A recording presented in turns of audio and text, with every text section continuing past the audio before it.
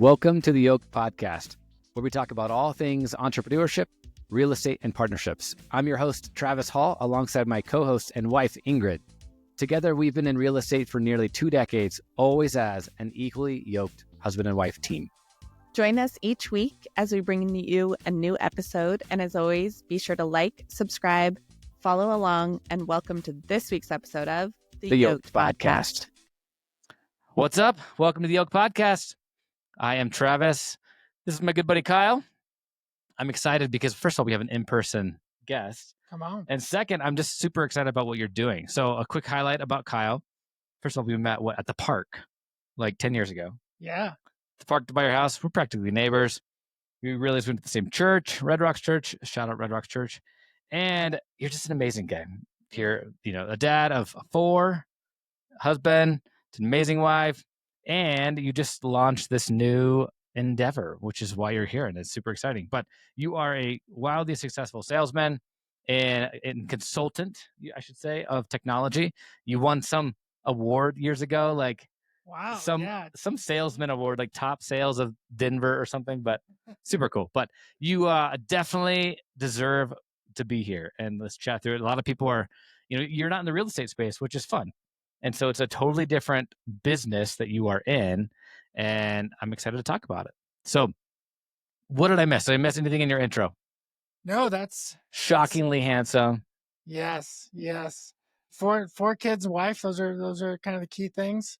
Big on neighboring. So you are just grateful. You are very grateful to have guys like you in the neighborhood. We did that breakfast, the neighborhood men's breakfast for a while. It was super fun. Yeah. You are a good dude. All right, so let's chat about this because you have something that it's just unique, and I'm super excited to highlight it so people can, because it's a need. There is absolutely, when you first told me about it, I think 8 months ago, of this like dream, this like incubator dream, you put a lot of thought into. It's just absolutely important, and it's a need, and I wish we would have had it for multiple things in my life. Yeah, me too. So first and foremost, like give us the origin story of what this new endeavor is. Yeah, so the new endeavor is called Encourage Well.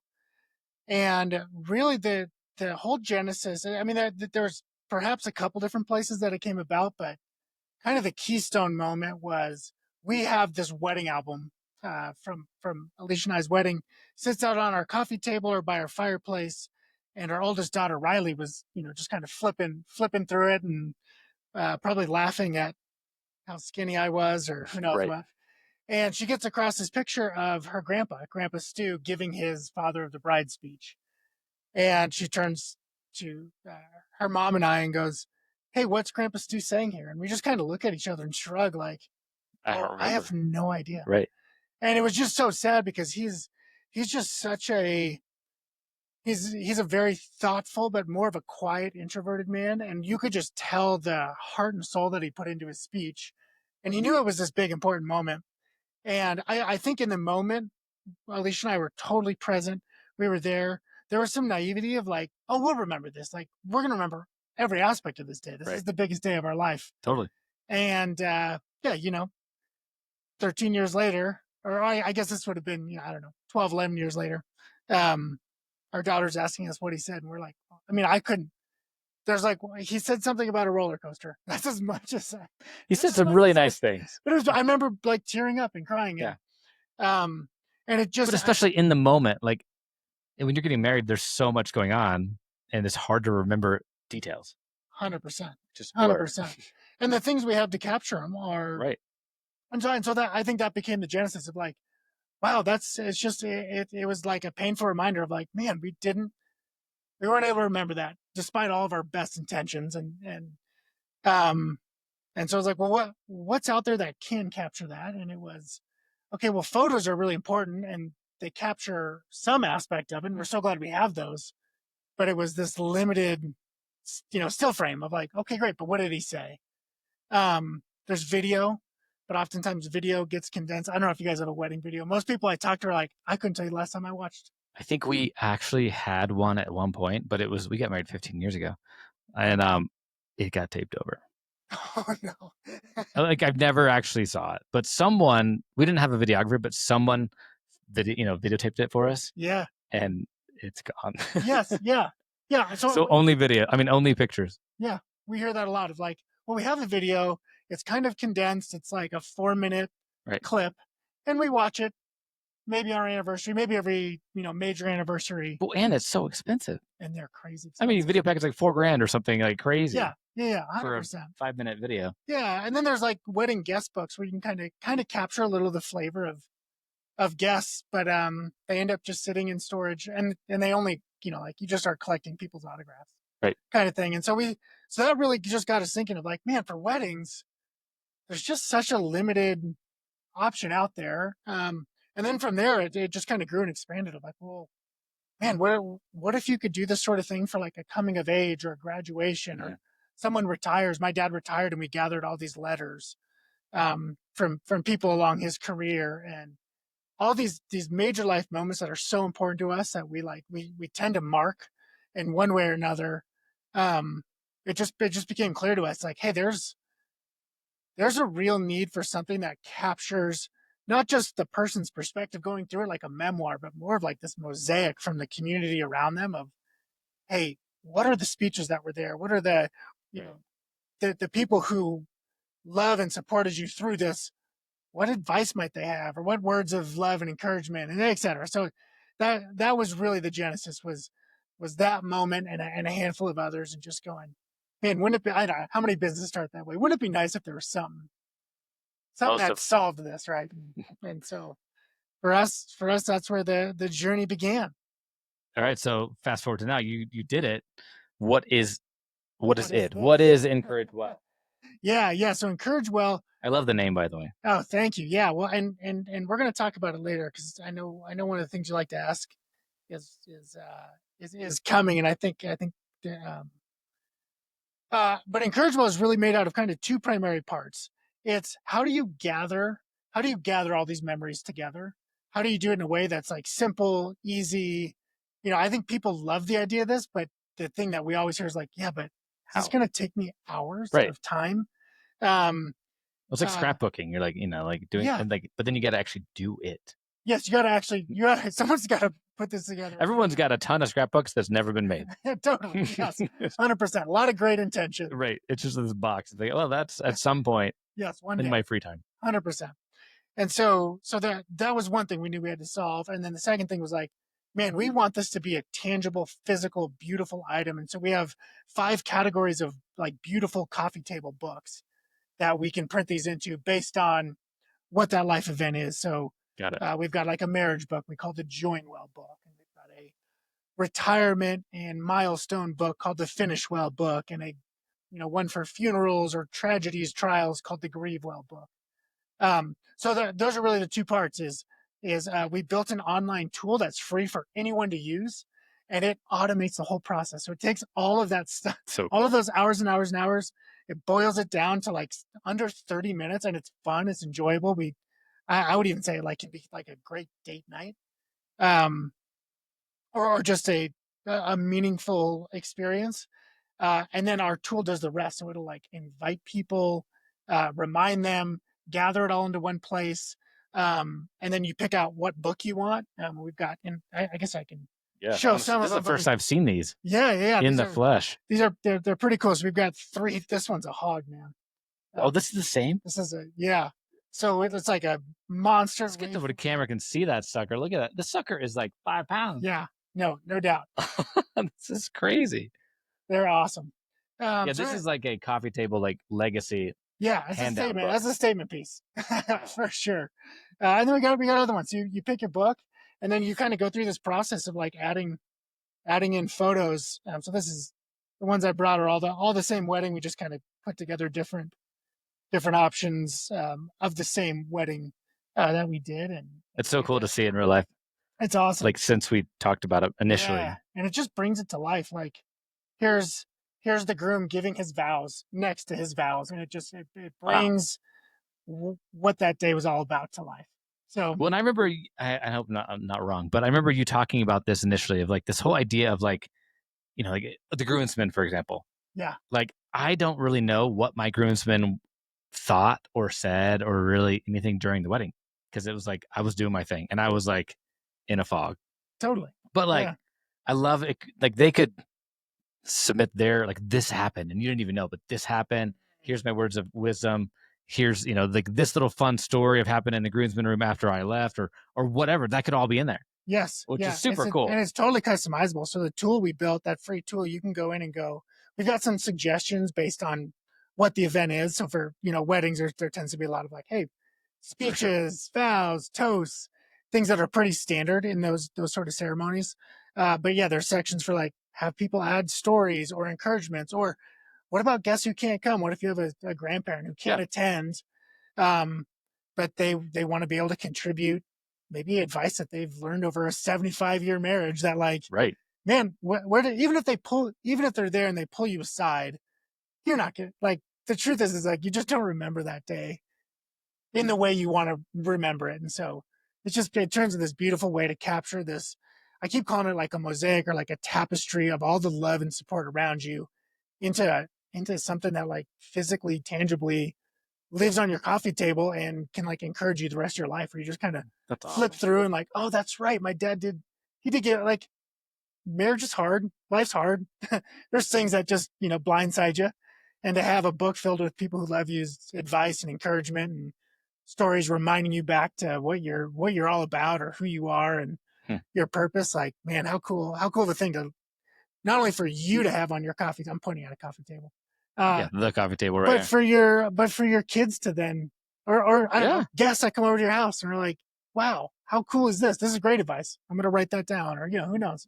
Very cool. So, and I'm just thinking, it was actually a year ago that we were sitting, we had dinner at my house. Yeah. Several friends over, you guys included, and we talked about it. But it was before my good friend Michael moved away, and he moved away the end of May of last year. That's right. So it was right now, like, crazy. That's awesome. Yeah. Wow. Time flies. And this is really the first time that we've talked about it in detail. I knew you were doing it, and I knew, like, it was all the back end scenes, which I want to talk about because it's a lot of work. You started a online, software developed thing. Like, this isn't just like you're in your garage, just like, writing this out or typing it out. Like, this is legit, and you did it up right. So that leads me to my next question is, you did this starting from scratch. And I know you've told me about the development.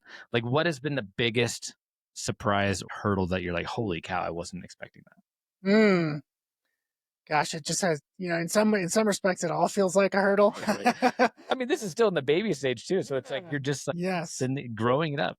Yeah. I think, if I could narrow it down to one broadly that probably captures a number of the hurdles, it's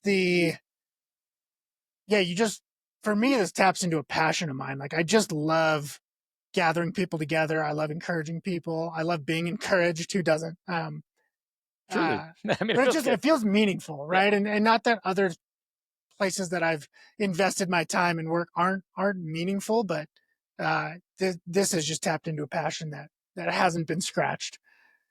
And so I think the hurdle that I often run into is, man, this is something that's a passion. I'm excited about it. Ultimately, all my ideas around the business are still in, like, probably a hypothesis sort of stage of, like, for sure, hey, here's what I think, and I believe in it. I'm bought in.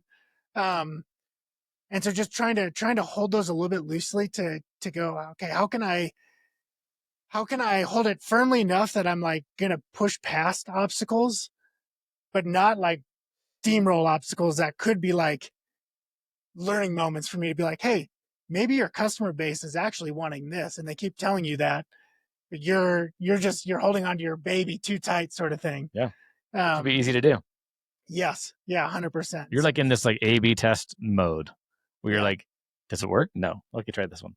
Yeah. 100%. Like, truly. 100%. Yeah. Every user that gets on there is just another data point for me to, like, prove out this hypothesis and that. And yeah, how long do you stay on a track before you make corrections, and when is a potential correction or a bit of customer feedback just purely anecdotal, where you're like, that's maybe very true for you, but right. And so it's trying to discern and weed out, like, which is not easy. Yeah, totally. So that, how does I'm curious, like, obviously you have a full-time job. Yeah. This is right now your side baby. Yeah. And so full-time job, W-2 employment, you're in, sales consulting.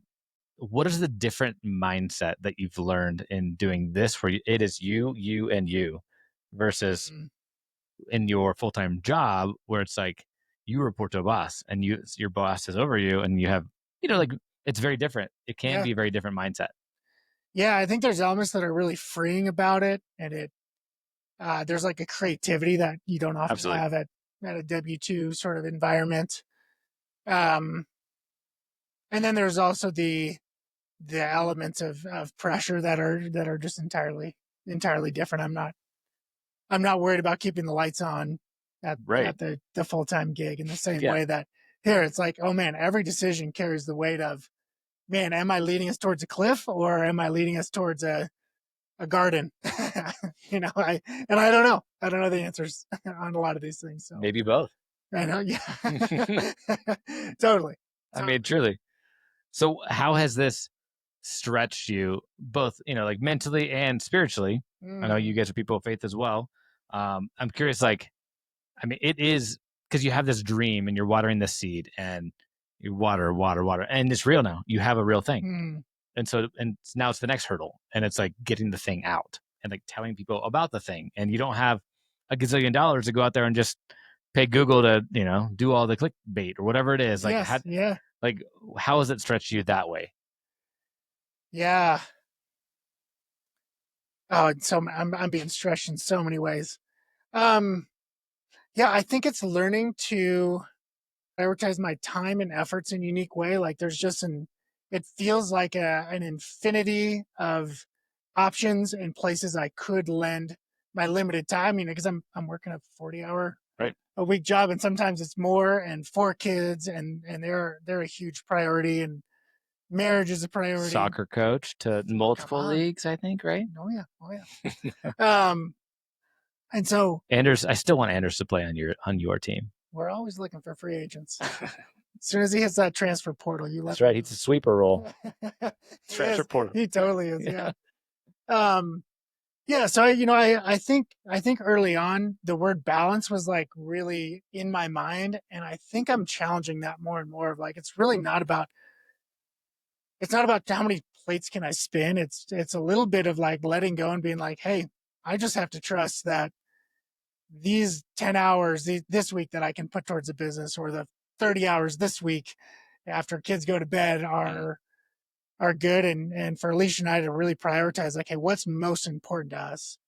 And if that means, business takes a hit so that I can coach soccer and I can be at the event and I can be available, then so be it. And I think that's been a great place doing this with my wife, because she's involved as well. It's just those constant reminders of like, hey, in 10 years from now, you could have a hyper successful business and not know your kids as well. And you would trade this hyper successful business for your time.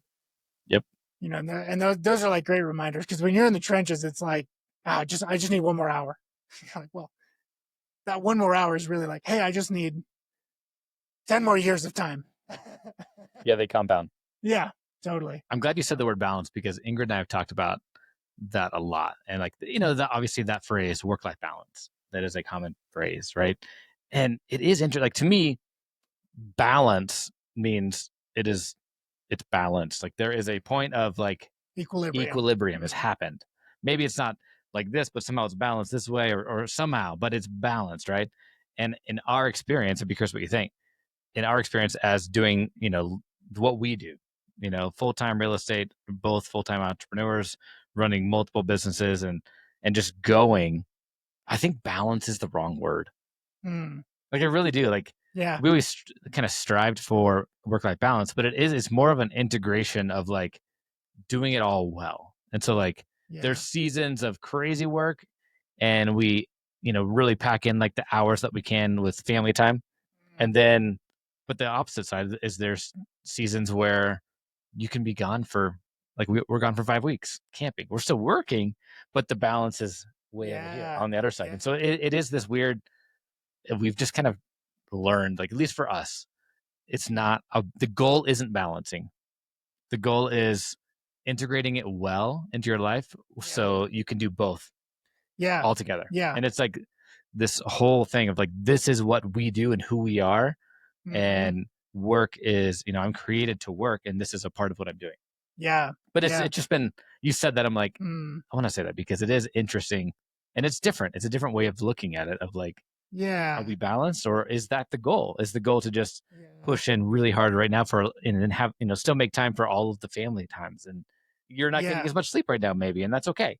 Yeah, totally. Yeah. But then the goal is to, make it where it does work. And then in the future, it's not like 10 years in the road, like you said, where you're like, oh, hey kids, this is me. I'm your dad. I worked for really, really hard and I was never here. It's like, no, you did both. Yeah, exactly. I think sometimes at least for me and the inclination of my heart when I'm thinking about balance, it is exactly that. It's like this intricately balanced, like, set of rocks where, I don't know, you've seen people like balance crazy things on, and you're like, carns. Yeah. And that I think is often what I strive for, and what we strive for in our culture is like, okay, here's all the things I want and desire, and I'm going to balance them within a calendar app. is almost where my mind goes. Okay, here's my balance. The problem is, I think with that definition of balance, it's like, what happens when a pebble gets dropped on one side? It just throws it out of whack. Yeah. And the truth is like, life has more than just pebbles to throw at your boulders, delicately balanced world. So true. And so I think there's probably a definition of balance that has some sort of like elasticity, and it's the intentionality and hey, these are our priorities. And so that when I'm looking at my calendar, it has to be fluid and dynamic so that my priorities shine through in a way that reflects balance for that given moment with the given chaos that's just engulfing you. That's one thing I've been working on for the last, I don't know, a year, 2 years, 5 years, is intentional. Like, this has nothing to do with this, but it does similar as far as like calendaring my day. I'm definitely, this is not my natural gifting as far as structure. Ingrid would give it amen to that. But it helps me so much, like really time block my day and time block in, like, I'm doing this with the kids. This is kid time. Because it does. I mean, like, in this world, specifically the entrepreneur world, like, you don't get time out. Like, you can take it and you can make it, but it's not like I'm clocking out at 5. Yeah. Yes. It's just different. Totally. Like, your brain's always on and it's going. And so it's like, it does take a lot of intentionality. It's like the goldfish that will fill its environment. Like, it'll fill its bowl, however big that bowl is. Right. And if your calendar has open space, like, it's going to consume it if you're not intentional. Well, and it's funny you say that, because Ingrid and I often, if we're out on a walk and we're like talking about like everything we have going on right now, like just work wise, it's, a lot happening right now in our life. And we kind of joke about, man, like, thank God for giving us just God's ability to upgrade our plate. It's like, oh, now we have a platter. It's like, thank you, Jesus. Like, you've blessed us with the opportunity to have a bigger plate. And so it's like, all right, now it's like this responsibility of, okay, we know we have this and you're letting it happen and you're blessing us through it. And so but it is like this analogy of like a platter. It's like, he's not going to give us too much that we can't handle. Yeah. He's going to upgrade our plate and upgrade our platter. And then it's going to be even bigger at one point, but he also upgrades our ability to handle that. And it gives us strength to hold a heavier platter. It's just an interesting, No, I like that. All right, let's keep going. I'm curious, what is the goal? So, like, let's say 5-year goal. Encourage Well is rocking. What is your goal and hope for this thing? Obviously, this, you want it to bless people. Yeah. But there is you want to make money on it. That's the goal, to make profit at some point. And this is a beautiful thing that you've poured a lot of time, effort, and money in. And so, but have you figured that out, or talk through with Alicia what that 5-year, 10-year big grand Encourage Well goal? It's still fuzzy enough where it's not like, here's 1 year, here's 5 year, here's, for sure. And I think we'd probably benefit from some sessions around that, just sitting down and going, okay, what are our goals? I think there are, like, I would think about it as milestones.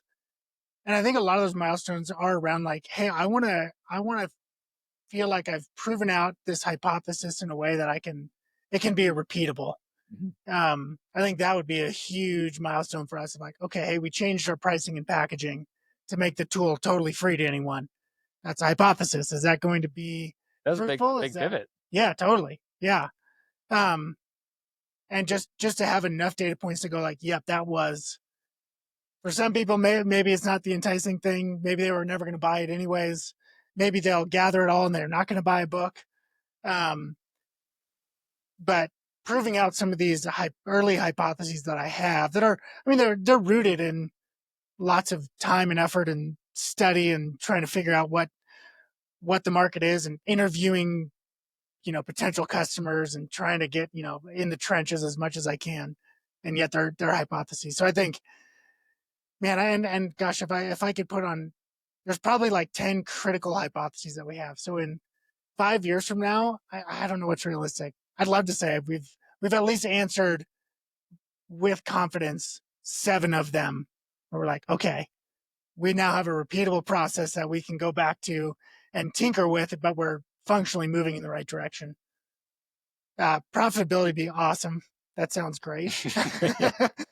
Right, it always does. Somewhere on that list is like, I would love if this became my full-time thing. Absolutely. That would be amazing. And then like you said, wrapped into all of it is like, because of just the meaning and purpose behind these is like, even early feedback from each one of the books we've done, not just the people who received them, like here it's Drew and Phoebe, and they called me and they were like, man, this is like in tears, like they just loved their experience. But then their guests would also reach out and go, hey, this is amazing. Right. This was important for us to have this like venue to encourage a loved one. And we've been, I don't know, you've been there at major life events. You're like, oh man, so-and-so is so important to me. I'd love, if there's just a quiet moment, I could pull them aside. I would love to say something, or, right, man, I'm going to pour something into this card, and who knows if they'll be able to read it or if it's just going to, if they keep it. And it just creates a really cool space. That's also not like in the moment, because there's also those sort of things of like a guest book at a wedding, right? Where you're like, you got your kids with you, you're in line, you're seeing people you haven't seen forever. It's like, hey, give us your best wedding advice. And you're like, I don't know. Don't go to bed angry. And it's great advice, but that's, it's just kind of a short little quipped bit of advice versus giving someone the time and space to really think through. So I would love, I would benefit from Alicia and I sitting down and going, what is this big audacious goal for even, hey, we want to impact 100 different stories, or 1,000 or 1,000,000. Like we want 1,000,000 different encouragements that are out there that are wrapped into one of our books. I think that'd be a cool, some sort of stretch goal like that absolutely is centered on the kind of core meaning behind it, and not just the business side of it. But it's cool. I hope you get there. Yeah, I think you will. All right, let's wrap this up. Where can people find you? Or like find you, how can they buy it? They should all go buy one of these because it's super cool. But if they wanted to, like, how do they connect with you? How do they find you? Where do they go? Yeah. Our website is encouragewell.com. All of our socials are just at encouragewell. Okay. That'd be the easiest way to find us. Absolutely. Yeah. So, and again, it's a free tool. So if you've got a major life event coming up and you're like, hey, this would be really cool to try it out. I want to get in the system and just see, is this as easy as and are all of the life events available right now? We're working to get them all available. I mean, it's hard to, the weddings for sure. Weddings for sure. That's where we started. And so that one I would say is the most mature along the process. But, the way we built it out, it's easy to then take and use it for other ones. But, if you know someone who's getting married, if you yourself are getting married, you got a kid, whatever. And what's cool about this is, like, my mom and my dad would love to have this for my wedding, like have their own copy of it for mine. Like thinking 100%. About like, obviously I want one for myself for our wedding. I wish I had that, but like, they would love one. Yeah. Like I think about during COVID, we went camping. We left the quarantine. Like we left. I journaled every day and like took pictures and like documented like what we did, where we drove, what we had for food, all the things. And then I made a book about it later. And then so it's like, it's cool. It's the same idea. It's like this memory, but I had to do it all myself. And it was so much effort. Yes, much effort. I couldn't believe it. Totally. So it took me a year. I mean, granted, that's not my forte. And then like I gung-ho and then it didn't happen. But I think I gave the book to Ingrid in 2023 Christmas. But it was like, I have to finish this thing. Yeah, It was so much work. it is. But it was super cool. And like we have one. Yeah, it's meaningful. Yeah, it's super meaningful. It's like, Yeah. oh, that's so cool. Like I forgot about that. But Yes. I do think about this because it would have been way easier if I could have just uploaded like with a prompt. Yeah. Ask me the questions. Yeah. Same idea. And to have, like a whole community engage in it. So when Alicia turned 30, I did something similar where it was, hey, everyone, I got 30 family members, close friends to each write her a letter. Right. And then I gave her all the letters, and those who were there would read their letters if they wanted to. I read some of the other ones. Actually, now that I'm like, I don't know where those letters are anymore. Right. But we did the same for Ingrid, and I couldn't. Yeah. Yeah, exactly. Versus like, no, here's your book that I get to, and you're going to keep that. And now our daughters get to go read it, an encouragement from grandma or maybe even great grandma that was written. And now it becomes this cool legacy thing that wasn't just a moment in time, but now it expands. Well, and I know we're kind of getting off, but we talked about like retirement or like death, like someone that passed away, like a grandparent, and like all the fun, like cool stories that can just die with the grandparent or the person. And what a cool way to like, man, it's like, hey, everyone submit their favorite memory of grandma 100%. Or whatever. And like, and then you get to learn about your grandma from and like every cousins and aunts, uncles, and neighbors, buy it or whatever. Yeah. So cool. Yeah. I love that. Yeah. We're excited about it. So yeah, encouragewell.com. Okay. All that to say, encouragewell.com. That's where you can find us. And encouragewell on all the socials. All right, cool. Last question, the most important question. Can I ask you a question first? Yes. Can I supersede your question? You can, yeah. What, just recently, and it could be big, small, what has encouraged you most recently? And it could be a person, it could be a book you read, like, well, what are you like in this season of life? You're like, man, I've just been really encouraged by. That is a great question. I mean, Ingrid, as obviously she's a good source of encouragement for me. We are yoked. And so that, it does, we have a lot going on, a lot of things in our life. And so I would say one source of encouragement, I'll give two shout outs. My dad has been super encouraging lately. He's like one of my biggest like cheerleaders, biggest fans. And so he's great at that. And honestly, like I would say we have some really, really good friends and their family as well. Aaron and Mark Hall. So Mark is my cousin. We met out here in Denver. Didn't never know each other until like 8 years ago we met, and they become some of our best friends, and they're super encouraging. They are 15 years ahead of us in life, different season, and they've just been such good encouragement for both Ingrid and I. Yeah. Yeah, good question. Cool. Definitely had to think about it. Yeah. Yeah. But it's them. It's good to have people like Absolutely. Like that. Yeah, totally. Truly. Good question. All right. Can I ask you now? Yes. In this season of life, starting business, starting Encourage Well, with all the things that you're doing, what are you currently yoked to? Yeah. So the answer I would give is Alicia and I's wedding verse, our marriage verse, is Hebrews 10:22-25. And we're like right in the center, the core of it. It's about spurring one another on towards love and goodness, not giving up on encouraging one another, and gathering together and not giving up on that. And so I think right now in the throes of starting a business and failing as often as I'm succeeding and learning and testing and just grinding it out, I think that's been a good thing for Alicia and I to yoke ourselves to within our marriage again, and to go back to that for us and our family. Yep. But now as we like think about and really like you could see where that verse has encouraged what we're doing with this, right? Of like, hey, don't stop getting together, spurring one another on towards love and goodness, encouraging one another. And so it's tying into like, hey, this is what we're doing is meaningful. It's purposeful. We've been bought into it before we even knew we were bought into it. But that's right at the center of it is like, don't give up on gathering. And I think that's been really something that I'm trying to yoke myself to right now is like, don't give up on gathering with other business leaders and learning from them, and with our family and with customers, and getting in front of them and asking them questions. And each time I'm just spurred on a little bit more and a little bit more. It's like, okay, no, this is good and this is meaningful, and I'm going to keep going. And you're figuring it out, building the plane as we're flying it.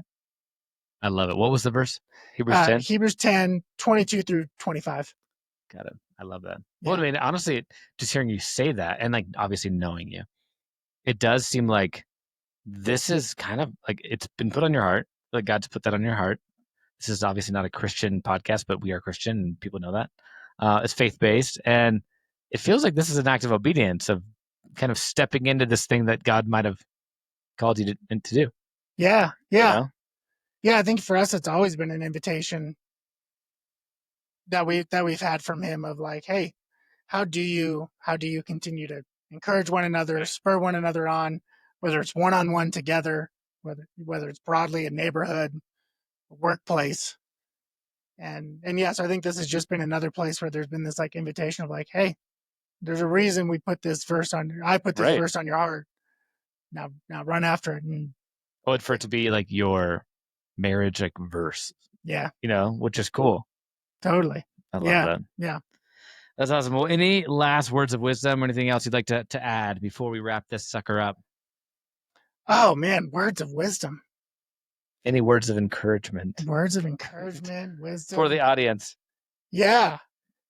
Yeah, I think the word of encouragement I would share is, one thing that I've been learning in this is you just don't know when other people need a little bit of encouragement, when they need to be reached out to. Sometimes you don't know when you yourself need a little bit of encouragement.